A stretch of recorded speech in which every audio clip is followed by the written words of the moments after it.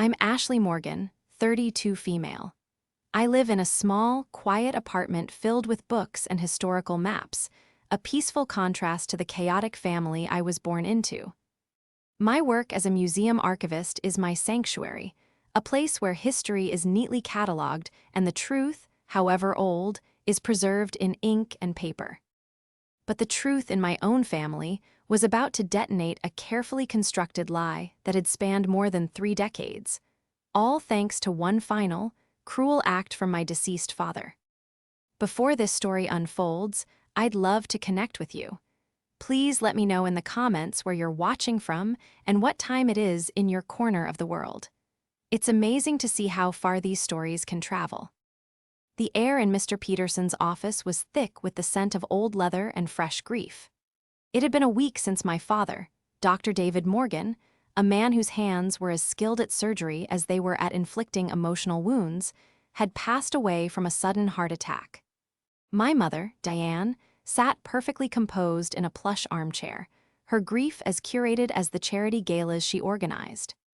My older sister, Jessica, sat beside her, occasionally dabbing a tearless eye with a silk handkerchief, a gesture I was certain she'd practiced for her next mournful social media post. And then there was me, feeling like an outsider, a role I had played for as long as I could remember. Mr. Peterson, my father's lawyer for over 40 years, cleared his throat. He was a kind man with weary eyes who had seen our family through every major event, good and bad. "Thank you all for coming," he began, his voice a gentle rumble. David was a very precise man. His will reflects that. He left specific instructions on how this reading was to be conducted. My mother nodded regally, as if expecting to be crowned the queen of his vast estate. Jessica gave my hand a squeeze that felt more like a warning than a comfort. She had always been the golden child, the one who could do no wrong in our father's eyes. A successful social media influencer with over 1 million followers, she embodied the modern glamour and public success he admired. I, on the other hand, was the quiet, academic one. My passion for history and dusty archives was something my father openly called a frivolous hobby, not a career. He wanted a daughter who was a reflection of his own ambition, and Jessica played that part beautifully. I was a disappointment he never bothered to hide. Mr. Peterson began reading through the standard bequests. My mother was to receive the primary residence, a substantial stock portfolio, and a lifelong stipend that would ensure she could continue her charitable endeavors without financial concern. Jessica was bequeathed the family's luxury vacation home in the mountains and a trust fund that would make her financially independent for life. I held my breath, expecting my own mention to be a footnote, perhaps a small sum to acknowledge my existence. "And now," Mr. Peterson said, pausing to adjust his glasses, "we come to the portion concerning Ashley." He looked at me with an expression of genuine pity, and my stomach twisted into a cold knot. David's instructions here are unconventional. He took a deep breath. To his daughter, Ashley Morgan, he bequeaths the remainder of his estate, including his investment properties, his art collection, and controlling shares in his medical technology company, valued at approximately $12 million. A collective gasp filled the room. Jessica's perfectly manicured hand flew to her chest, her eyes wide with disbelief. My mother stared at the lawyer as if he'd just spoken in a foreign language. I was speechless. It made no sense. This was a man who once told me that my university degree in history was worth less than the paper it was printed on. Why would he leave me the bulk of his fortune? Mr. Peterson held up a hand to quell the rising tension. "However," he continued, his voice dropping, "this inheritance is contingent upon a specific condition." He read directly from the will, his voice adopting the cold, clinical tone I knew so well as my father's. "This bequest is conditional upon Ashley Morgan providing scientific, irrefutable proof of her paternity. She must submit to a DNA test, administered by an independent lab, to confirm that she is, in fact, my biological daughter. Only upon receiving a certified report confirming a 99.9% paternal match will the assets be transferred to her name." The silence that followed was deafening. It was a slap in the face from beyond the grave. It wasn't just a condition, it was a public declaration of his doubt. He hadn't just disdained my life choices, he had questioned my very identity, my place in the family. The humiliation was a physical force, pressing down on me, stealing the air from my lungs. Tears burned behind my eyes, but I refused to let them fall. Not in front of them. My mother was the first to speak, her voice a horrify.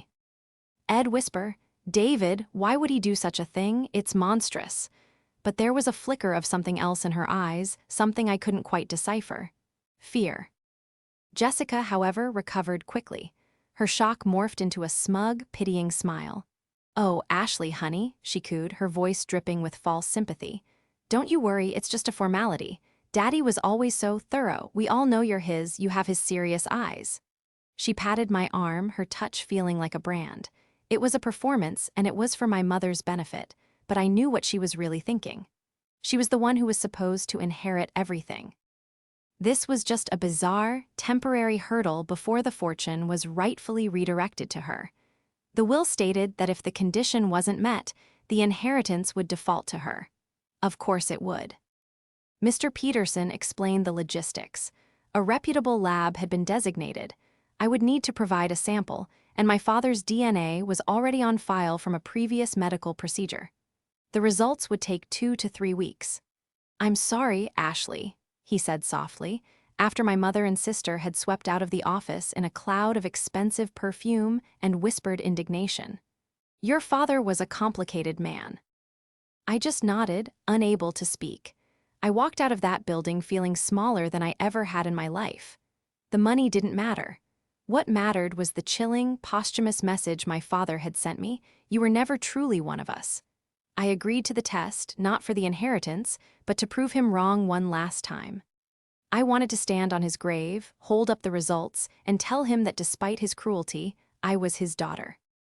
I had no idea that the truth I was about to uncover was far more complicated and devastating than my father's simple, spiteful doubt. The results wouldn't just prove who I was, they would destroy the very foundation of the family I thought I knew.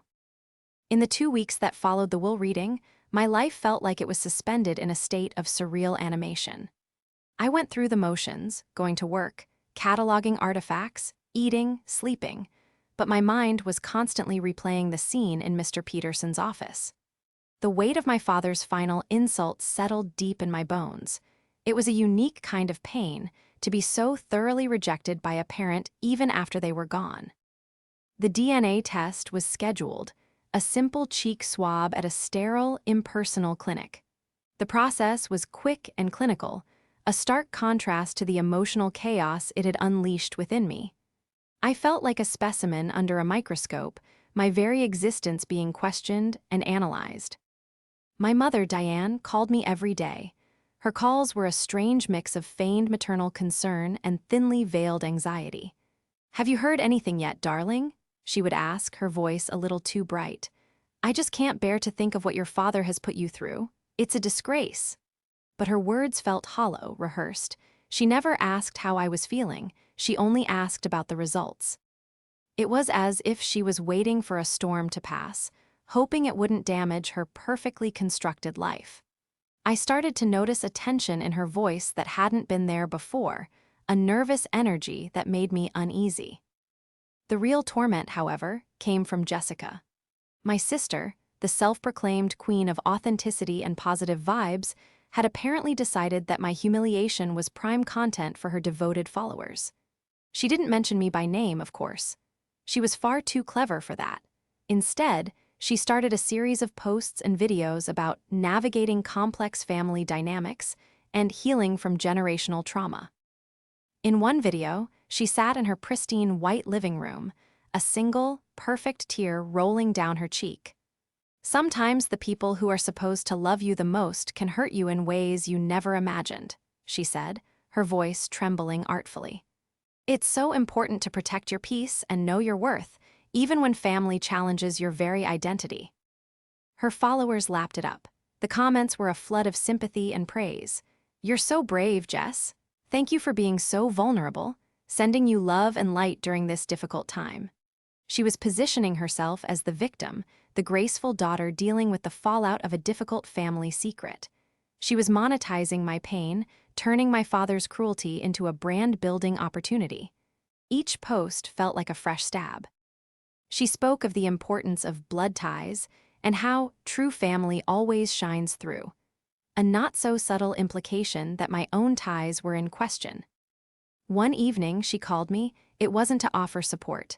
"Hey, Ash," she said, her voice casual. "Mom told me you did the test. So brave of you." I could hear the smirk in her voice. "I just wanted to check in. You know, once this is all over and things are settled, I want you to know that there's no pressure. You don't have to feel awkward." About it. "Awkward about what, Jessica?" I asked, my voice flat. "Well, you know," she said, sighing dramatically. "The money. Once it defaults to me, it's a huge responsibility, and I know it must be disappointing for you, but I'll make sure you're taken care of. I was thinking of setting up a small trust for you, something to help you with your little museum job." The condescension was breathtaking. She had already decided the outcome. In her mind, I was not my father's daughter, and the fortune was already hers. She wasn't just waiting for the results, she was celebrating a victory that hadn't even happened yet. "The results haven't come back yet," I said, my hand tightening around the phone. "Oh, I know, sweetie, but we have to be realistic, don't we? Daddy wouldn't have put that clause in the will without a reason. He must have known something, or suspected at least." Her voice dropped to a conspiratorial whisper. "Between you and me, I think he was trying to protect the family legacy. You know how important our name was to him." That was it. That was the moment my simmering anger boiled over into cold, hard rage. It wasn't about the money. It was about her utter lack of empathy, her gleeful anticipation of my downfall. She saw this not as a family tragedy, but as her coronation. She, the perfect daughter, was finally getting what she deserved, while I, the pretender, was about to be cast out. "My little museum job pays my bills, Jessica," I said, my voice dangerously quiet. "And it's taught me one thing: history has a way of revealing the truth, no matter how long it's been buried. You might want to remember that." I hung up before she could respond. The conversation left me shaking. Her cruelty was so casual, so profound. She wasn't just my sister, she was my rival, and she had been waiting for this moment her entire life. She believed she was entitled to our father's legacy, and she was already planning how she would manage it. And me, once I was officially proven to be an imposter. That night, I couldn't sleep. I sat in my quiet apartment, surrounded by the ghosts of the past, and I felt an unfamiliar resolve hardening within me. My father's will was meant to be his final act of control, a way to humiliate me from the grave. Jessica was using it as a weapon to solidify her own status as the chosen one. They both expected me to crumble. They expected me to be a quiet, sad footnote in the Morgan family history, but they had underestimated me. I was an archivist. I spent my days sifting through forgotten documents, piecing together narratives from fragments of the past. My father had inadvertently handed me a puzzle. And as I waited for that envelope from the lab, I promised myself that no matter what it said, I would be the one to solve it. The truth was coming, and I had a feeling it was going to be far more damaging to them than it ever could be to me. The email arrived on a Tuesday morning, 3 weeks and a day after the will reading. The subject line was stark and clinical: paternity test results, case M78B4. For a moment, I just stared at it, my heart hammering against my ribs. This was it. The digital envelope that held the answer to the question that had haunted me for weeks. My finger hovered over the mouse, a wave of nausea washing over me. Part of me didn't want to know. It was easier to live with the doubt than to face a truth that could erase my identity. But the memory of Jessica's smug voice and my mother's anxious calls pushed me forward. I clicked it open. The report was a simple PDF, filled with scientific jargon, percentages, and genetic markers. I scrolled past the technical data, my eyes searching for the conclusion. And then I saw it at the bottom of the page in bold, unequivocal text. Conclusion: the alleged father, David Morgan, is confirmed as the biological father of the subject, Ashley Morgan. The probability of paternity is 99.9998%.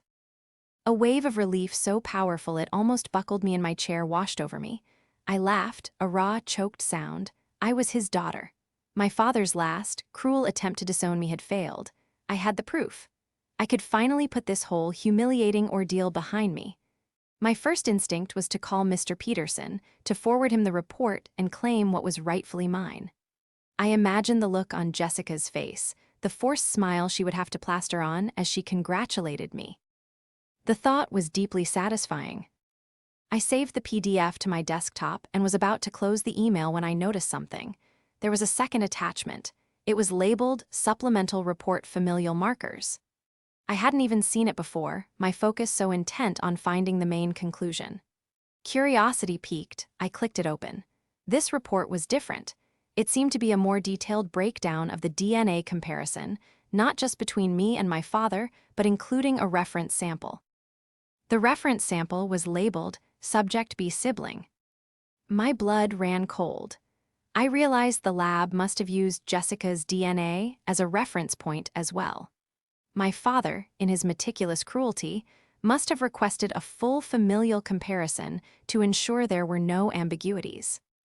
I read through the text, my eyes scanning the complex data.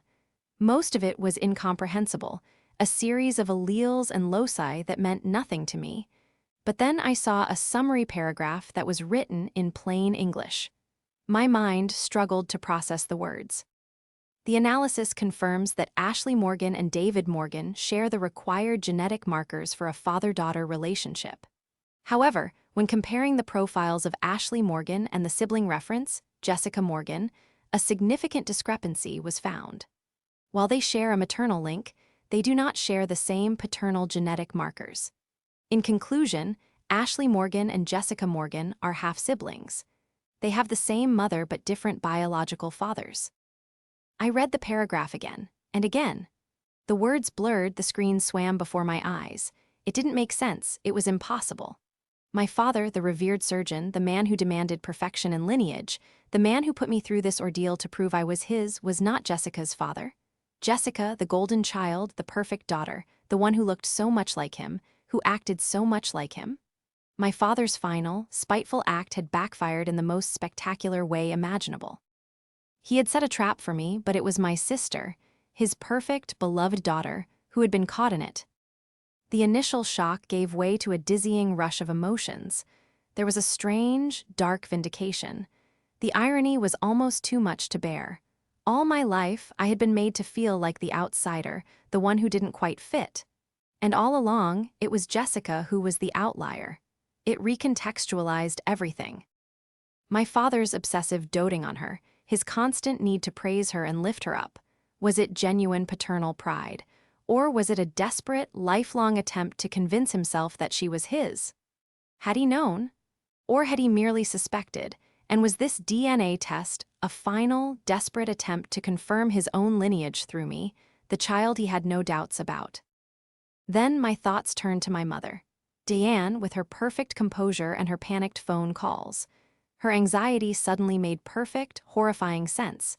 She wasn't worried about my feelings. She was terrified that this test would uncover her secret. She must have known. She had lived with this lie for 35 years.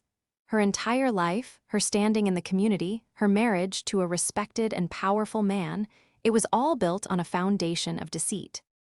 I leaned back in my chair, the 2 PDFs open on my screen, 2 documents that had completely rewritten my family's history.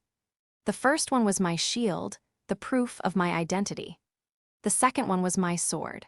My father had intended the will to be an instrument of humiliation for me, but he had unknowingly given me the instrument of his own revenge against the wife who had betrayed him and the daughter who was not his. I didn't call Mr. Peterson. I didn't call my mother or Jessica. I sat there in the quiet of my apartment and I thought. The hurt and humiliation of the past few weeks began to recede, replaced by a cold, clear sense of purpose. Jessica's smug, condescending voice echoed in my ears. "I'll make sure you're taken care of. I was thinking of setting up a small trust for you." A bitter smile touched my lips. The roles were about to be reversed. I wasn't going to be petty or cruel. I was an archivist. I respected the truth, and the truth in its entirety was going to be revealed, but it would be on my terms and in my own time. The will reading wasn't over. There was going to be a second act, and this time, I would be the one directing the show. The days following the discovery felt like living in a different reality. The world outside my apartment continued as normal, but within its walls, I was a historian excavating the ruins of my own family. The DNA report was a Rosetta Stone, and armed with its devastating translation, I began to look at the past through a new lens.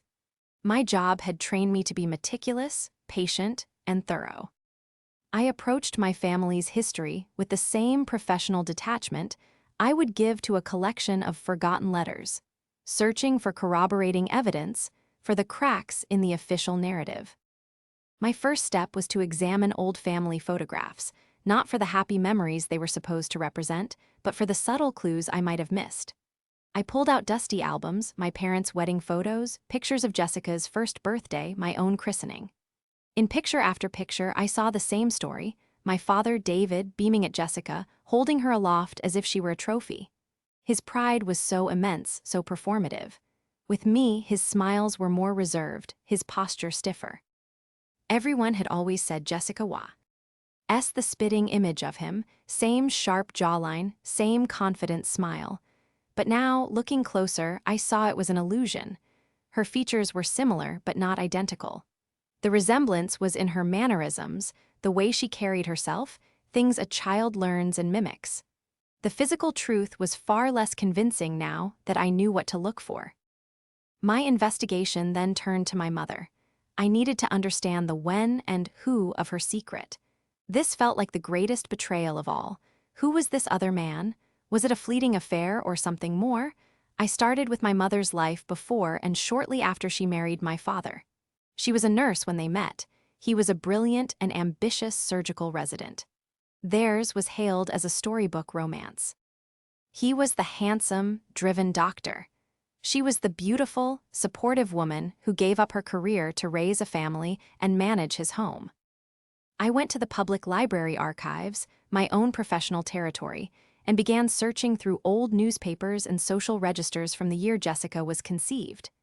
It felt ghoulish, like I was spying on my own family's past.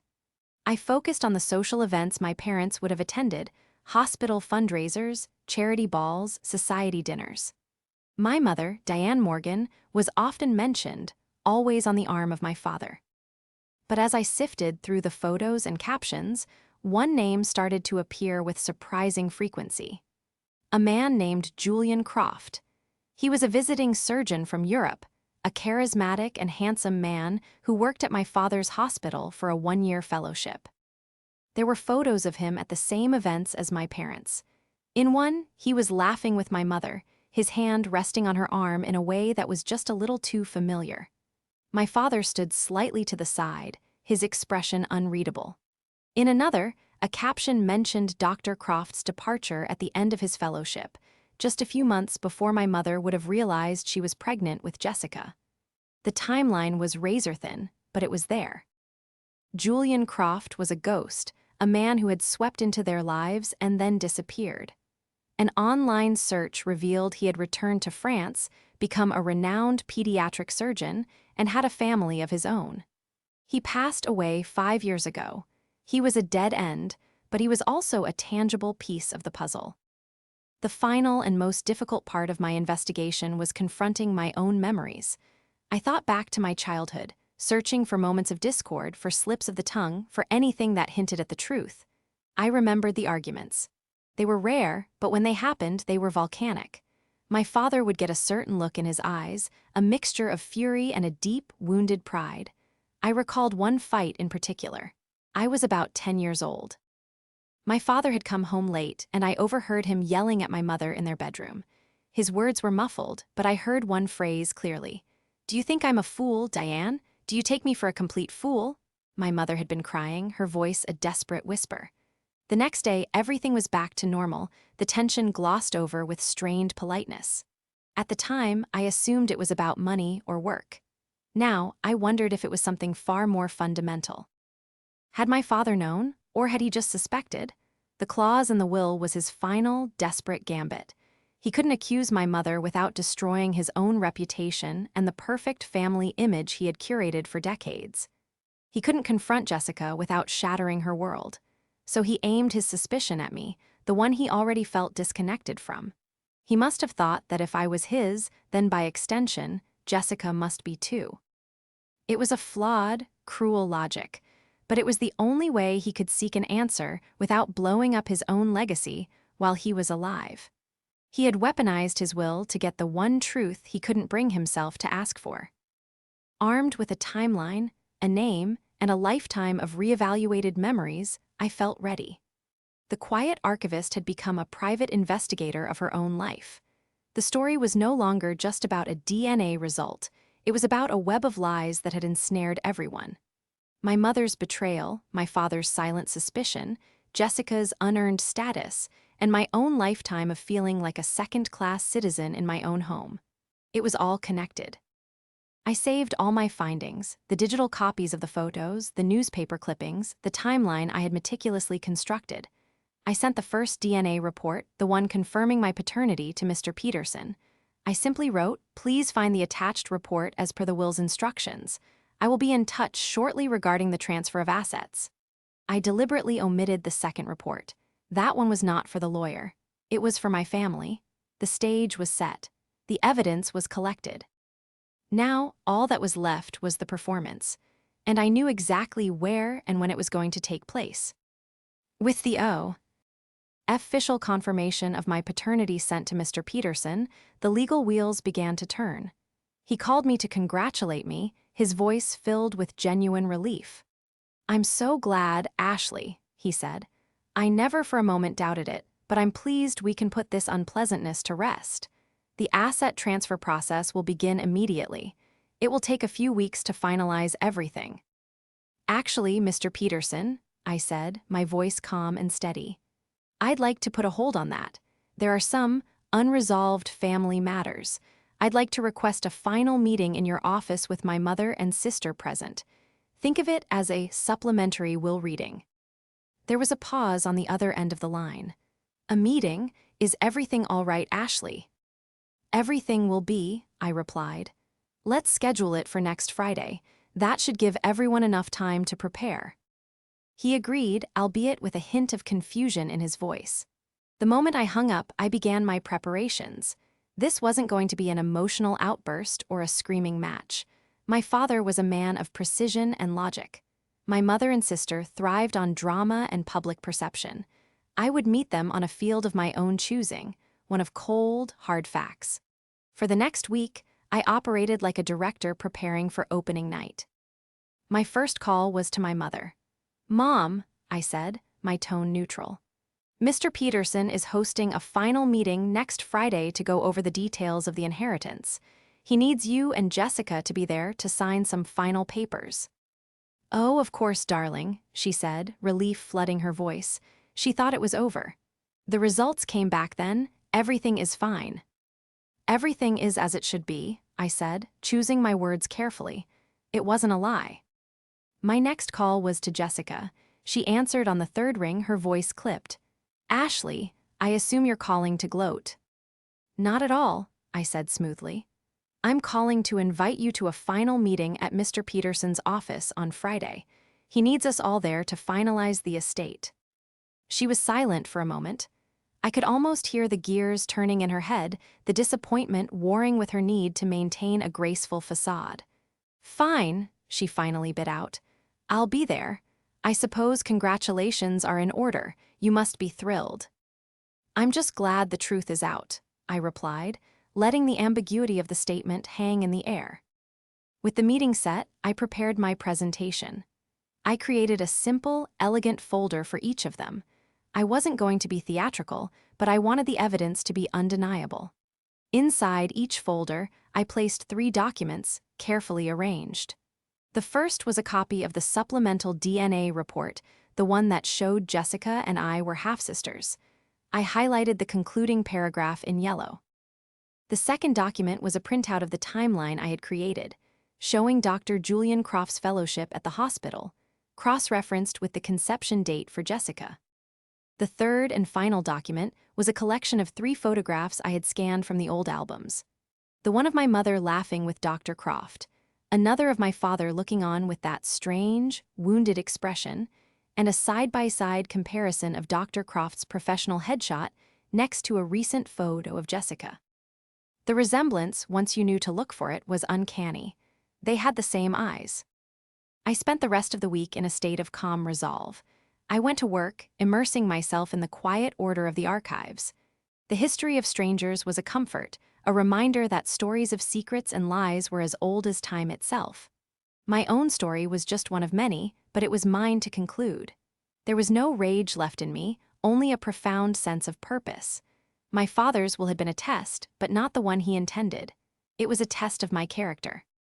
Would I crumble under the humiliation? Would I lash out in anger? Or would I handle the truth with the dignity and precision that he, in his own twisted way, had always valued? The night before the meeting, I sat in my apartment and looked around at the life I had built for myself, a life completely separate from the Morgan family's drama and wealth. I had my career, my friends, my quiet independence. The $12 million was a staggering sum, but at that moment, it felt secondary. What I was about to claim was far more valuable than money. I was claiming my own narrative. I was taking the story they had written for me, the story of the disappointing, second-best daughter, and I was editing it with the red ink of truth. I slept soundly that night for the first time in weeks. I was not nervous. I was not afraid. I was an archivist, and I was simply going to present the historical record. The fallout would be theirs to manage. The humiliation would be theirs to bear. My father, in his quest for a truth he couldn't face, had given me the power to declassify the most guarded secret of the Morgan family. And tomorrow, in that stuffy, their bound office, I was going to publish it. The atmosphere in Mr. Peterson's office was a stark contrast to the first meeting. The air of feigned grief was gone, replaced by a palpable tension. My mother and Jessica sat on one side of the large mahogany table, a united front of strained smiles and expensive outfits. Jessica was scrolling through her phone, probably checking the engagement on her latest post about rising above family negativity. My mother kept smoothing down her already perfect silk blouse, her movements sharp and anxious. I sat opposite them, a single file folder resting on the table in front of me. Mr. Peterson sat at the head, looking uneasy, clearly sensing that this was more than a simple signing of papers. "Thank you for coming," he began, shuffling some documents. "As you know, Ashley has met the conditions of the will. We're here today to finalize the transfer of assets and—" "Before we do that," I interrupted, my voice clear and calm. It commanded the attention of the room. Both my mother and sister looked up, surprised by my assertiveness. "I believe there are a few details from the report that we need to discuss as a family." Jessica scoffed, a small, ugly sound. "What more is there to discuss? You won, you're getting the money. Just sign the papers so we can all get on with our lives." "This isn't about the money, Jessica," I said, my eyes locking onto hers. "This is about the truth. Dad wanted the truth, after all. That's why he put us all through this, isn't it?" I slid 2 folders across the table, one in front of my mother, one in front of Jessica. "I believe these belong to you." My mother stared at the folder as if it were a snake. Jessica, however, opened hers with a flick of her wrist, her expression one of bored annoyance. Her eyes scanned the first page, the highlighted DNA report. I watched as the color drained from her face. Her perfect, influencer-trained composure shattered into a million pieces. Her mouth opened and closed, but no sound came out. She looked from the paper to me, her eyes wide with horror and disbelief. My mother, seeing Jessica's reaction, fumbled to open her own folder. Her hands trembled so violently she could barely lift the page. She read the conclusion, and a low, guttural moan escaped her lips. She slumped back in her chair, her face a mask of utter devastation. The secret she had protected for 35 years was lying exposed on the polished surface of the table. What is this?" Jessica finally stammered, her voice a hoarse whisper. "This is a joke, it's fake." "It's the supplemental report from the same accredited lab," I said evenly. Dad didn't just test my paternity. In his thoroughness, he requested a full familial comparison. He wanted to be absolutely sure, and now we are. We have the same mother, Jessica, but we do not have the same father. I gave them a moment to let the words sink in before I continued. Turn the page. Jessica's trembling fingers flipped to the timeline. She saw the name, Julian Croft. She saw the dates. My mother didn't need to look. She knew the name. She knew the dates. She just stared at me, her eyes pleading. And the last page, I said, my voice softening slightly. This was the final, undeniable blow. Jessica turned to the photographs. She saw the picture of her mother with Julian Croft. She saw her own face next to his. The resemblance was absolute. It was in the shape of her eyes, the curve of her smile. It was a truth that couldn't be denied or spun for social media. She wasn't a Morgan by blood. She was a Croft. The silence in the room was absolute, broken only by my mother's quiet, ragged sobs. Jessica just stared at the picture of the man who was her biological father, her expression a chaotic mix of confusion, betrayal, and profound loss. The identity she had built her entire life upon, the legacy she felt so entitled to, had been a lie. Mr. Peterson, who had been watching this unfold with stunned bewilderment, finally spoke. Ashley, I don't understand. My father suspected, I explained, turning to him. I think he suspected for a very long time. He couldn't bring himself to confront it, so he devised this cruel test for me, hoping it would settle his own doubts. He never imagined what it would truly uncover. I looked back at my mother. Did he, Mom, did he ever ask you? My mother shook her head, tears streaming down her face. We had a fight years ago, she whispered. He asked me if there was anything I needed to tell him. I denied it. I swore to him. I was so scared. I've been scared every day since. Jessica finally found her voice, and it was filled with a venom I had never heard before. She wasn't speaking to me. She was looking at our mother. You lied, she hissed. My whole life. You let me believe. You let him believe. How could you? I loved your father, my mother cried, her defense weak and pathetic. I made a mistake, a terrible mistake. I was going to tell him, but then I found out I was pregnant, and I was a coward. A coward? Jessica's laughter was hysterical. You're not a coward, you're a monster. She stood up so abruptly her chair scraped loudly against the floor. She grabbed her purse, her movements jerky and uncoordinated. She didn't look at me as she walked out. She didn't look at anyone.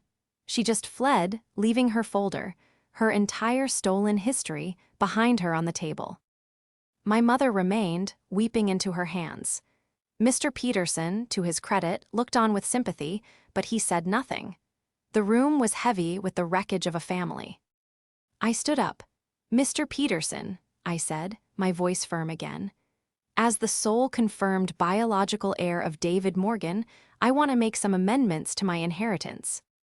My mother looked up, her tear-filled eyes wide with fear. She probably thought I was going to cut her off, to leave her with nothing. I want to establish a trust, I continued, for the education and welfare of any children Jessica may have. They are, after all, my nieces or nephews. They are innocent in all of this. I paused. As for the rest, I will be taking full control of the estate as my father intended. The Morgan legacy, it turns out, is mine to manage. I left my mother sobbing in that office. As I walked out into the bright afternoon sun, I didn't feel triumphant. I didn't feel joy. I felt quiet. The storm had passed. The truth had been told. The final reading was over, and for the first time in my life, I was free. The aftermath of that meeting was not a sudden, explosive event, but a slow, quiet unraveling. The shockwaves rippled through what was left of our family, altering the landscape forever.